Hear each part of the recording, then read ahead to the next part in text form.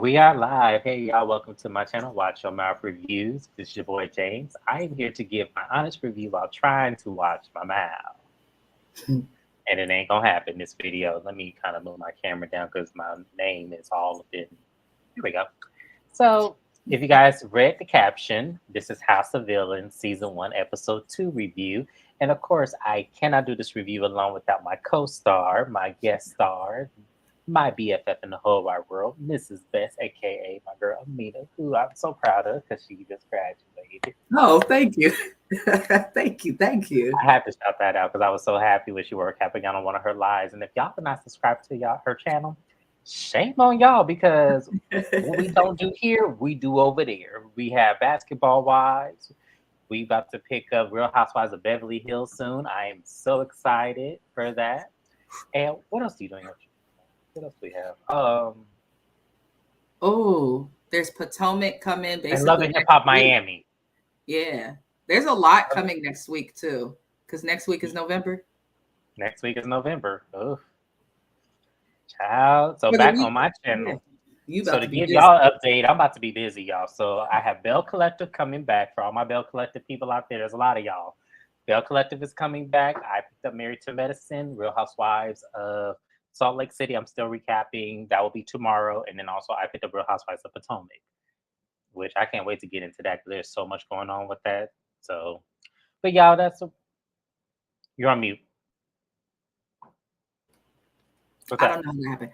Somebody sent me something random for Potomac. It was like the beginning of, it was like the first 25 minutes of the episode. I was like, where did someone sent that to me too, and I'm not ready for it yet. Where did they get that from? They're dropping, if you follow Bravo, they're dropping the episodes early. So they dropped Real Housewives of Beverly Hills. I didn't watch it yet.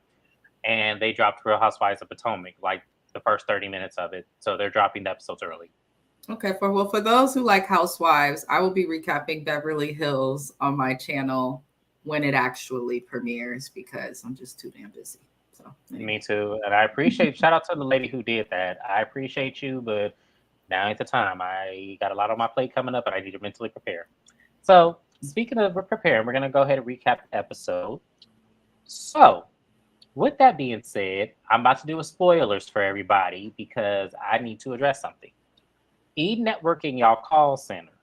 I need to address something with y'all really quickly. I don't understand. And maybe y'all can help me to understand. Whoever works at E-Network in y'all call center that sends the emails, I need y'all to explain to me why it's taking 3 episodes for us to figure out who just got eliminated. Right. Out of the 10 people. I need to know this. Because it's not making sense. I don't understand. And I'm sitting up here thinking, okay, who's going home? Who's going home? So for those of you guys who have not watched the first or second episode, it was out of Corinne, Shake, and Jax that were up for elimination. So the spoiler is we don't know, reviewing episode 2, out of those 3 who went home. We know one of them is safe, which we'll get to in just a second. But the other 2, we have no idea. So recapping the episode now that I've addressed E-Network and their call center. For those who don't watch any of my Bravo channel reviews, I always call the network people who watch these recaps, because there's a lot of them that watch the recaps. I call it a call center, like a credit card, bank, or an insurance company that, you have all those people that you can call up to give you a complaint about what's not going right in your life. They all have a call center, and that's what I'm addressing it as. So for those of you who are confused by why I say the people in the call center, that is what I'm referring to. I think it's funny. I'm the only YouTuber, to my knowledge, that uses that reference. So it is mine. So if anybody else started talking, saying call center, say, hey, Watch Your Mouth Reviews did it first. Just saying. You heard it here first, because he really is the only person to say that, because I got listen. I watch a lot of YouTubers, and none of them address these networks as the call centers. And I know. Cite your sources if you take it. I've used the term too on a song review, actually. I said, I need the call center of the studio because this was a hot mess that you brought to me. But we say in the words of renowned author James Jackson, so that people know. Cite your sources. That's all. Cite your sources. But anyways, get into this episode. So We now know who Omarosa put up for elimination. I just spilled it. If anybody needs a refresher, it was Jax, Shake, and Corinne. Now, once they all come out of the little room and are face to face with each other, Shake pulls Omarosa to the side and says, "So you really put me up?" Because he's confused. And we don't understand why he's confused because this is a competition. And he has very many moments in this episode where that's not ringing in his upper, brain here that this is a competition. So I don't understand why you think any of these people owe you loyalty. So yeah, we'll get to Shake in just a moment here. So in terms of the episode, and as far as I'm not going to recap everything because a lot of this was just loose episode where we didn't really care. They weren't really talking about nothing. But Jackson is snoring kind of gets a little bit of an annoyance. And I was listening to that. I'm like, yeah, he definitely has a problem. It's awful. Yeah, that's not snoring. That's like intense. Like I'm wondering if he has nightmares or night terrors or something because that is like because that snoring sounded like he was talking. His There was snoring is it's his karma trying to come out. His secret. It's right. funny on Vanderpump Rules. I'm a huge fan of that show. They don't show them sleeping, and they do like when they're on their cast trips, drunk and stuff. But they've never shown Jackson snoring. So I'm like, is this something that's new? Is it like why? It's awful though. They need to put him like. Yeah, there's a doctor out there. He need he could roll in. You know how they do them sleep apnea tests. Mm-hmm. You guys, they actually pay y'all to do that. By the way, I don't know if they still do it now, but they pay y'all to take those tests because there's an experiment going on right now where they're trying to actually test people's sleep apneas and stuff like that, and trying to determine whether you have it. So there actually are tests out there that they'll pay. I'm gonna send my husband to that because he snores like Jax. This is what I've dealt with. I snore too, so I'm not going. I'm just going to keep myself up. I do. I am terrible. Oh, I know I'm wow. not. I'll snore like really bad if I'm sick, but other than that, like as long as You can tell if I had a rough day, girl, I'll be in that bed singing the snore. I swear I do. Yeah, it'd be a mess. But anyway, so the next morning comes up and Jax and Shakes are sitting at the breakfast table, and Shake is eating his breakfast, and Jax comes up and says, "How do you sleep?"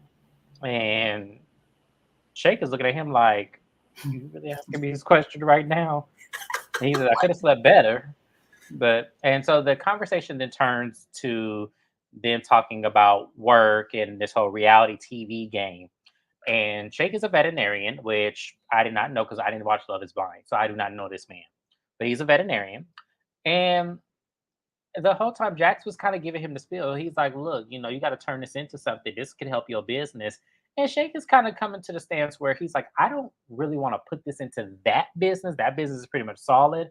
I want to put it in other ventures." So Shake is kind of coming from the standpoint where I want to venture into other businesses and not the primary business, which is smart. I actually will give that to him.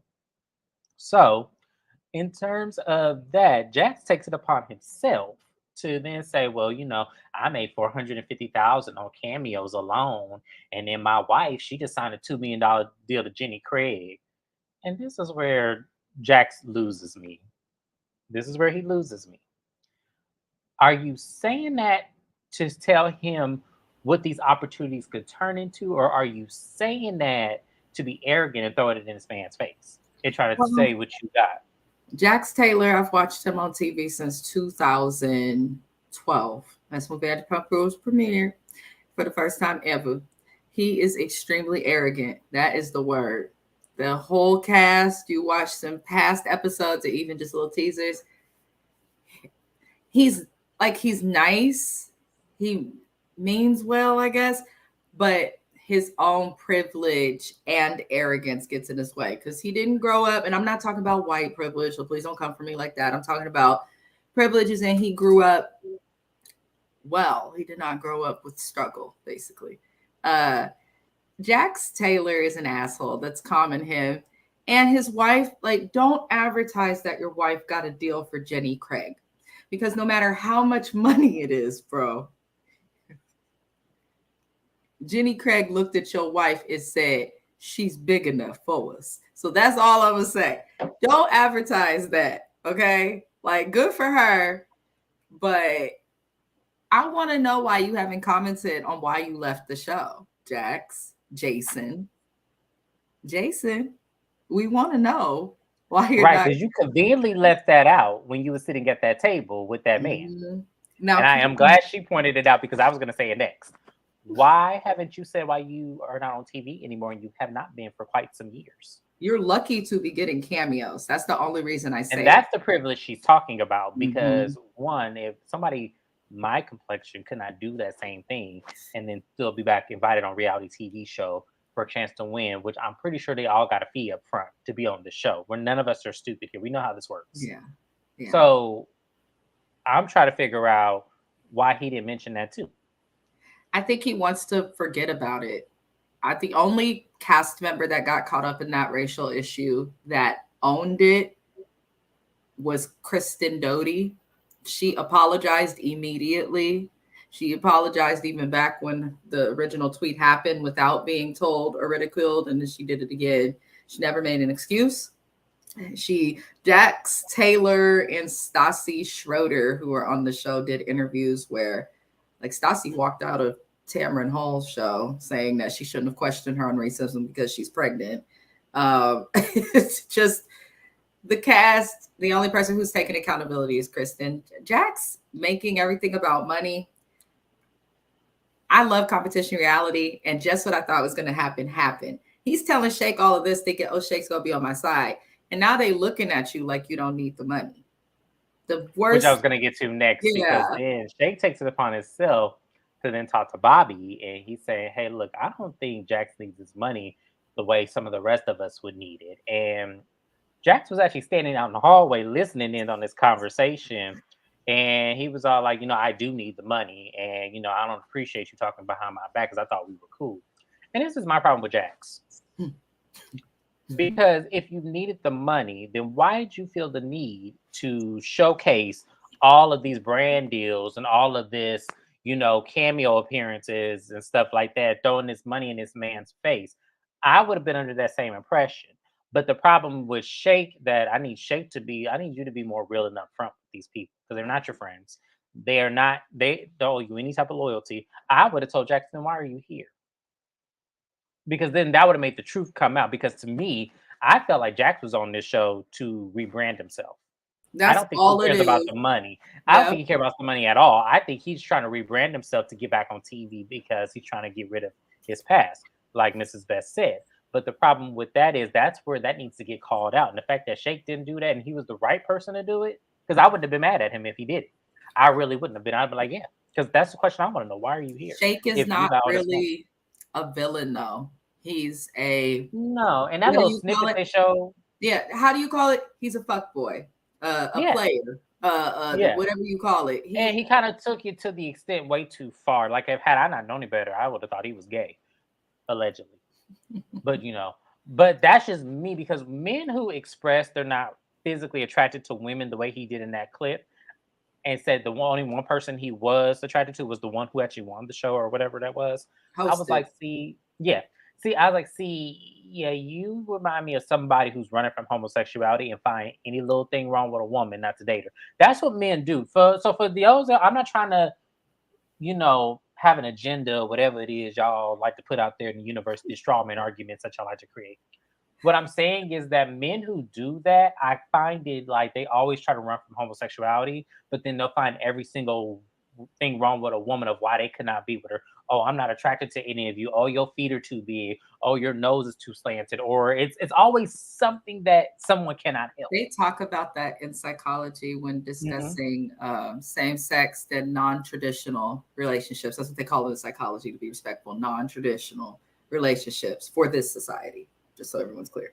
But yeah, I definitely think a lot of his behaviors, even there's science that backs up that there's certain behaviors people do when they're running from something. It doesn't have to be just homosexuality. You could be running from a damn carrot and you will behave in similar ways that Shake is. So it's definitely not an agenda, it's factual. But I think we both agree that whether he's running or whatever the hell happened on his show, that he is not really a villain, and it No, he's not a showed villain.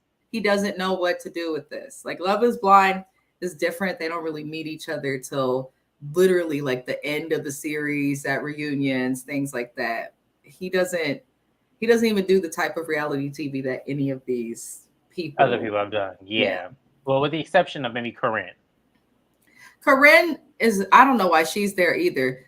What kind of a villain is weak? The homegirl crying because somebody was like, I don't know. You ought to be like, okay, then, bitch, I'm not going to talk to you and you're not going to talk to me, but Yeah. I'm still going to be around.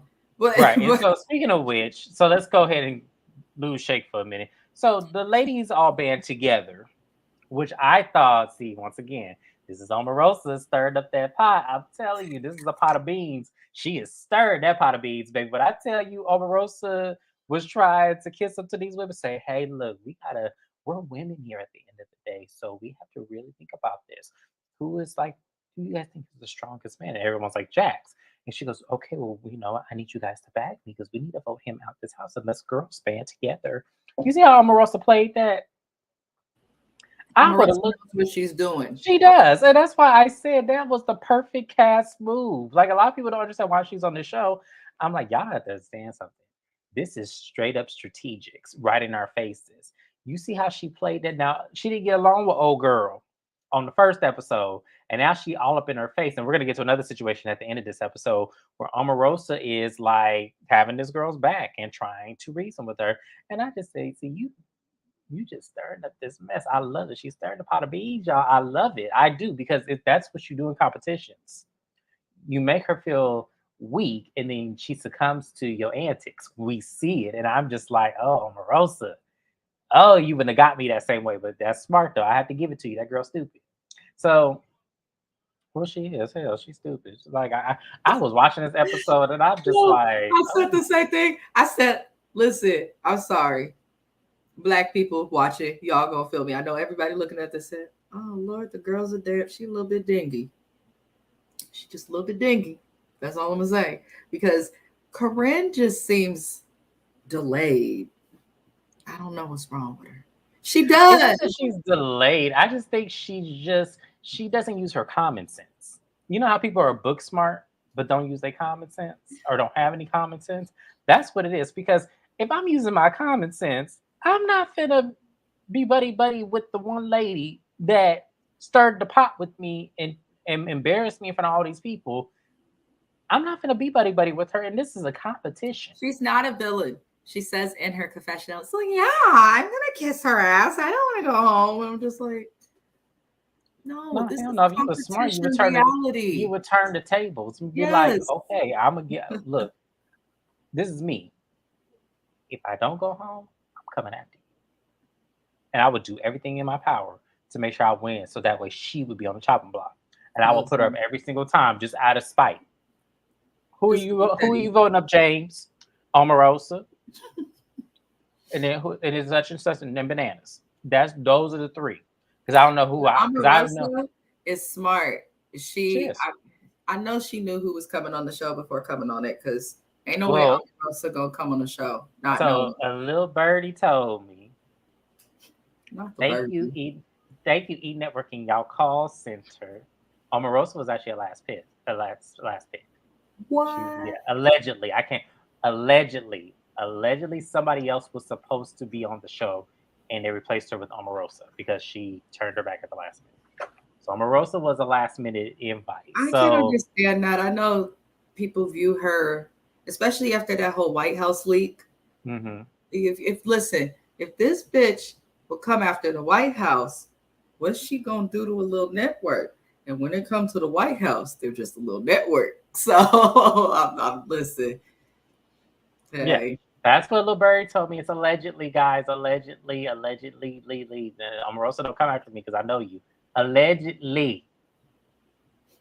Or you can just come on, watch your mouth reviews, have an interview. I ain't paying you shit. Because I know how you get down too.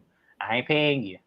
This is a free, all it takes us 5 minutes. Confirm if you was the first one casted or the last. That's all you gotta do. Come he on, said, my I'm not show, even gonna bros. waste nobody's time. I just need to Okay. know the I just answer need to to this know need to question. know if the tea I got was real. So, anyways, like we say, moving on. We're gonna so the little house lady makes the call, and everyone circles around the living room. And we see that Joel, that's his name, right? I always free, and I love him too. I just can't not think Joel, right? That's the host's name. You I on mute. never know his last name. I don't know. I Like know when it. you watch the He is Soup, they hilarious say to me. it, And but they say it so fast on the show I that he think was it's on. The Joel Soup. McIntyre. I think that's his name. I think that's his name. Joel basically he tells the people, "You guys are gonna have another special guest." So everyone's thinking, "Who else is joining the house?" And oh my god, like, they're like, "What is it?" And it's Carol Baskins on the TV screen, and I'm looking at that like, I don't like her. First off, and two, why? Hey She's there, not a cool villain. cats. Yeah, she's not a villain. Just because she ratted on somebody, whatever the hell No, she no, did on no. Tiger. Listen, I think, listen, I'm entitled to my opinion. I know that this likely did not happen, but I believe she fed her husband to that damn tiger. And that's all I'm going to say. Listen, I loved I Tiger forgot that's what she did. I King. was about to say, I didn't watch Tiger King. I promise you, I did not watch it. I So just she had no. was trying to take down his business, and he got mad about it because he's country as hell from the backwoods of Oklahoma. And the Tiger King decided to put a hit out, what they call it, murder for hire, on her. I said, "Oh Lord, the white people that rebelled, they done went the hell off." I said because he got mad, and I mean, she came after your business, so you hired someone to offer. Then the person she hired to off them, something happened with that. Then they found out her husband, he just went missing, but there's a very full tiger or something. It was a hot mess express, honestly. James is looking at me like, Abida. No, because I've watched a couple interviews and I'm just like, so what makes her so special? Like I'm trying to figure this out. Nothing. It's just Like what? funny that she's there, I think. Yeah, it is It funny was a because reach for their comedy. I wouldn't consider her a villain. Now, when they bring Spencer Pratt's ass on this show, that is absolutely a villain. Legendary. That is a legend villain. Like that man caused so much ruckus on a little MTV show. I had to take my hat off to that man because I'm like, damn, Spencer, really? So, anyways, y'all, Carol Baskins makes her little speech and she mentions that even though you're a villain, there's always room for redemption. So that is what the whole series is based on, is that yes, they're going to be doing challenges, but there's going to be an option of redemption. So how this is going to go is everybody in the house is going to get a vote on who goes home. This is a little detail that we were not told in the first episode. So what happens is the three people that were put up for elimination will be going into a redemption challenge. Now, whoever wins out of the three in the redemption challenge will be safe from the elimination. And the other two will have a consistent vote throughout the house of which of the two will be going home. So we get to the little challenge, and it is the challenge. I'm not going to go through all the details, but the challenge is basically the driver has to be blindfolded, and they're going to choose a member of the house to guide them to a finish line. Now, there's cones everywhere. There's little monuments that imitate, something that could block you from going in to the finish line. So it's like a relay race. So we know the three, once again, that is Shake, Jax, and Corinne. So they have to drive the little golf cart blindfolded. They each picked a person to guide them. Shake picked Bananas, and for this moment, that was a good choice. Corinne picked Bobby Lights. That was a good choice because in the beginning, Bobby Lights was the only one out of the group to actually do the relay race with a stunt car driver in a Mustang.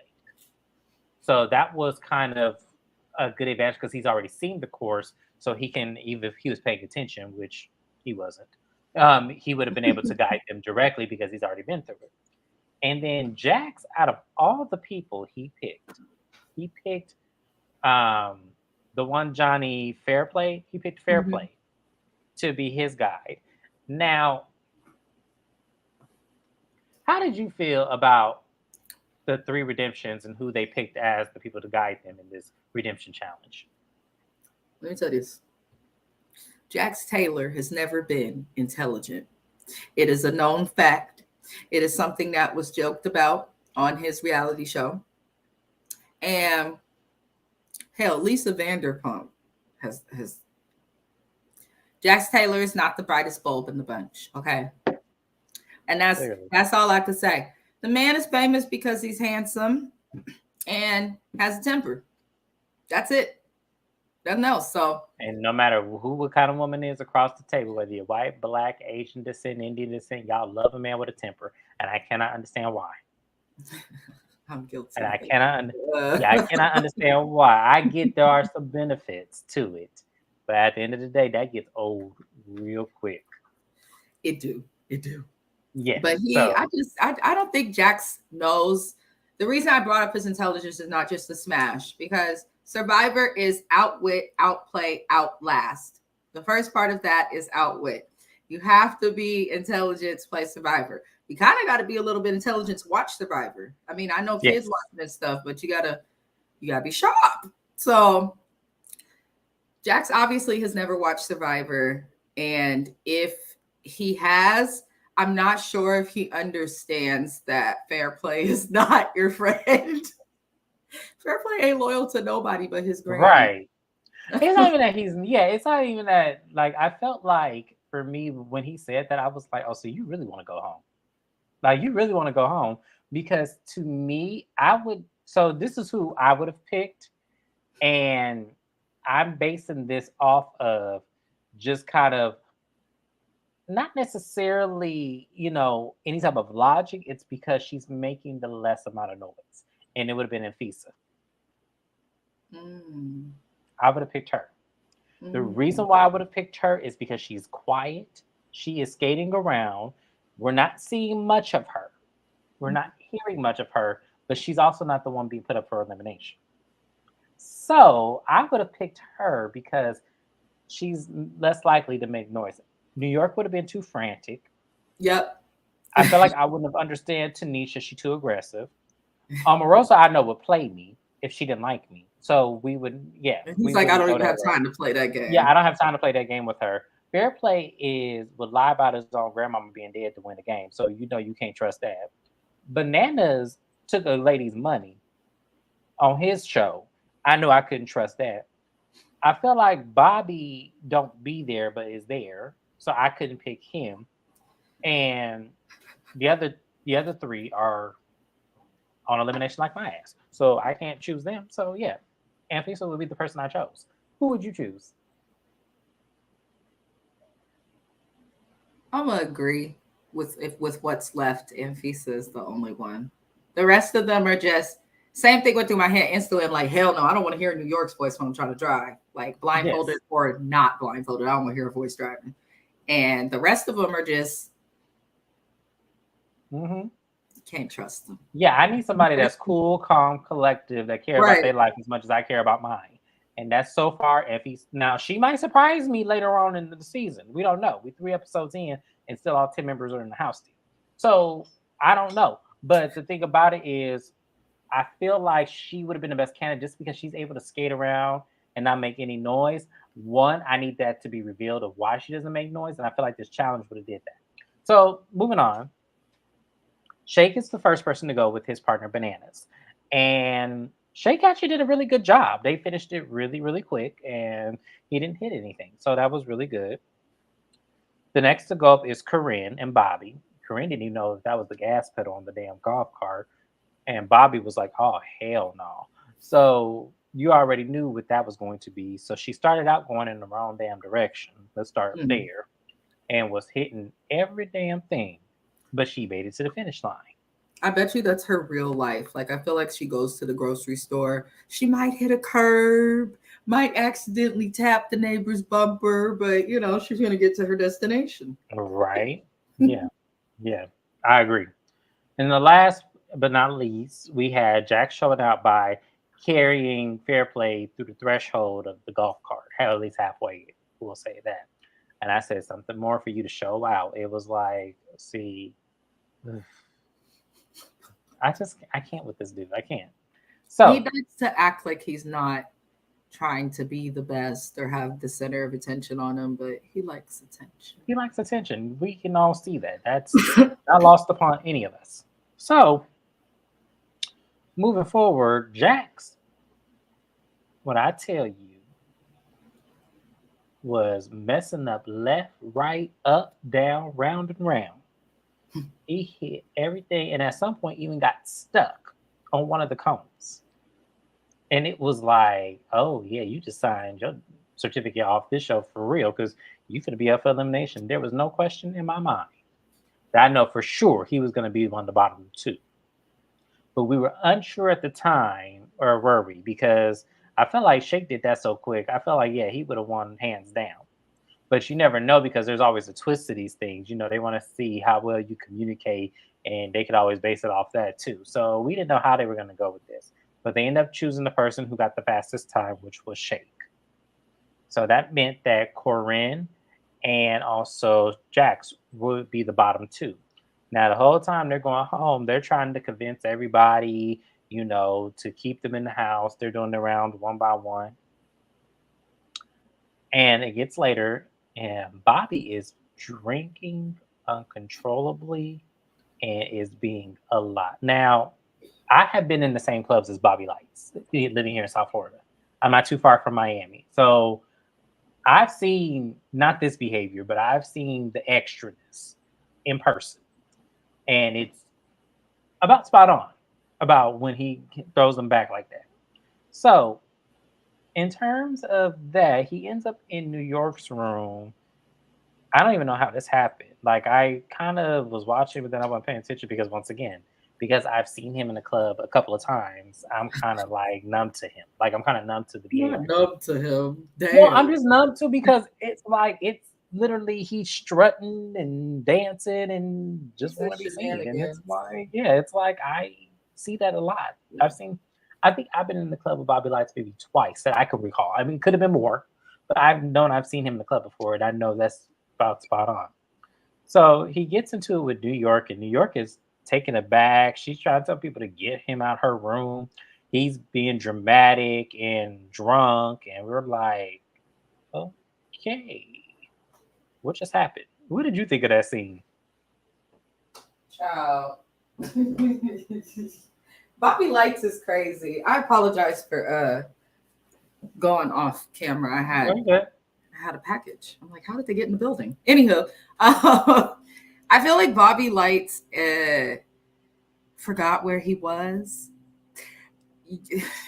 So I feel like I see this a lot as someone who does recap the Love and Hip Hop shows. I see this a lot with Love and Hip Hop stars, Zeus stars. They struggle when they're trying to get away from the environment that they're used to, because most of the world, believe it or not, is not ratchet having parties constantly. I think that they always act out as Bobby did because they're just used to people being okay with that. I think he really thought like New York and everybody would just be okay with that. But this is not 23-year-old New York from 20 years ago. This older lady, okay, don't play with her sleep. That's like, what we're saying. it's Like, really yeah, messed up. like I even if me being in my 30s, like I don't come in my room with that. Like if I'm asleep, leave me Yeah. alone. Yeah. Like that's just what it was. They were so much younger then. Not everywhere is the place. He drank, and then that. So Bobby Lights, there's a lot of rumors and stuff out there about his choices for illicit substances, shall we say. So I'm concerned because listen, the psychologist in me is looking at this like that's not normal. I don't care if you're a 400-pound man and all of that and you drink every day, like to just be finishing a fifth of liquor like alone. And he's a little man. So like I'm just he needs Yeah, to that there's something was a deeper lot. there, but I ain't Yeah, gonna that was be a lot doing to watch. Like, well, if you watch Love and Hip Hop, he says the story. I think there's a lot of hurt and pain there, and I think that he's trying to numb it. I really do. I can kind of see that. I agree. So the next day happens, and New York has just had it. She is just like, I cannot believe this, and oh my god. And so he goes up to Corinne and just apologizes. And Corinne's like, oh no, it's okay. And New York, when I tell y'all, New York went back to that 2005 Tiffany New York Patterson that we love. Or Polar. I said Patterson. Pollard. Polar. Sorry. Mr. Patterson, please don't have her coming on this live. Yeah, please. I don't need that. I don't need that. It was out of mind. Sorry to be talking about your mama, but she was out of her mind. Listen, we all saw her on the therapy show. Absolutely. But moving on, New York feels away. She goes, why would you do that? And why would you turn on me? And oh my God. And just do this conniption. I was like, oh my Lord, here it is. And here we go.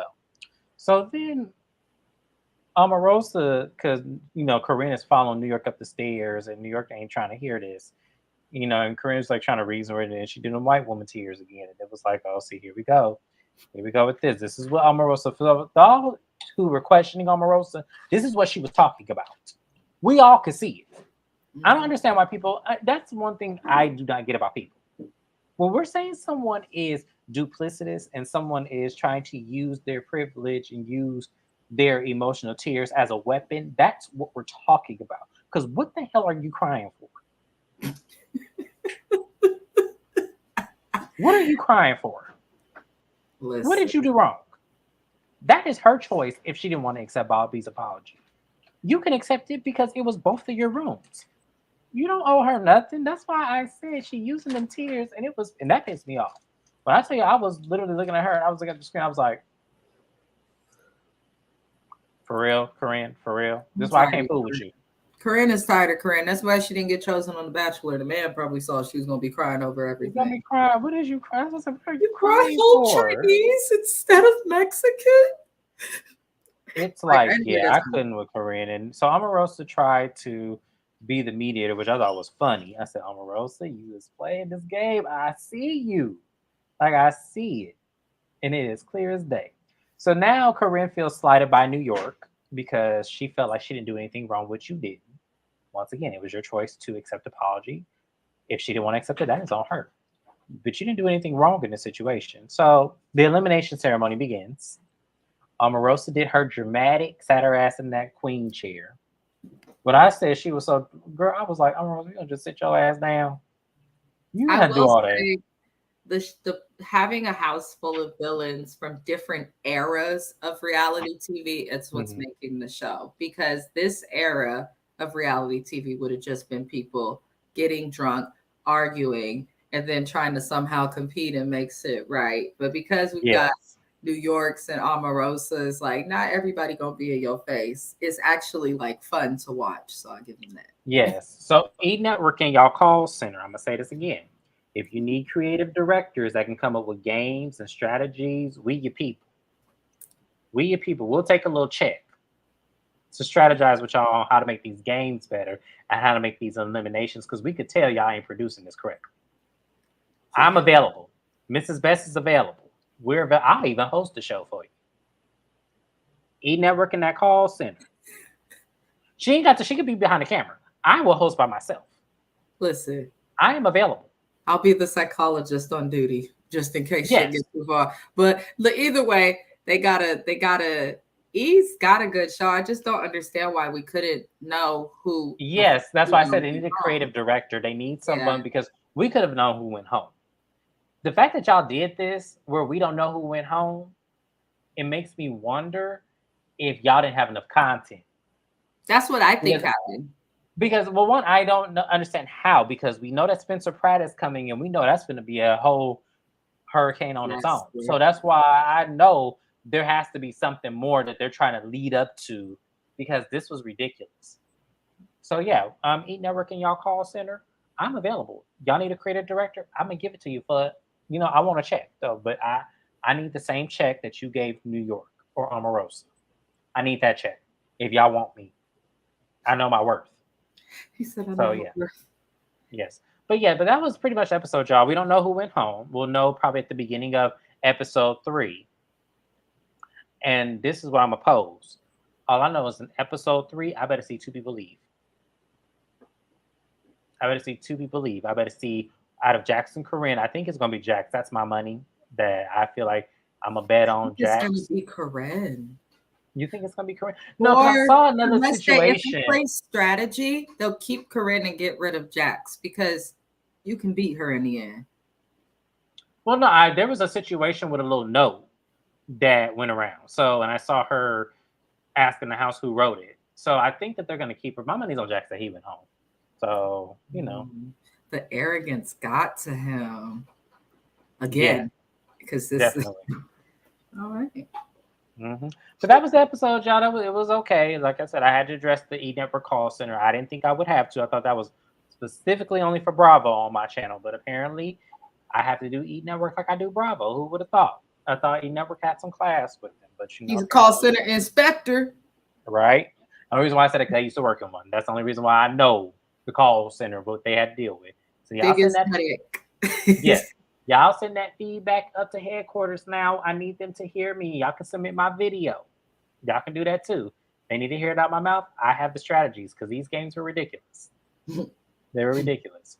So that's it, y'all. So head on over to Mrs. Best channel. We got to get into the whole basketball wise. What a weird shift. Yeah, it really is. What a weird shift. All right. All right. We will be back, y'all, on her channel. Make sure you like, comment, subscribe to both of us now. We're trying to get the subscriber count up, y'all. I know y'all not bored.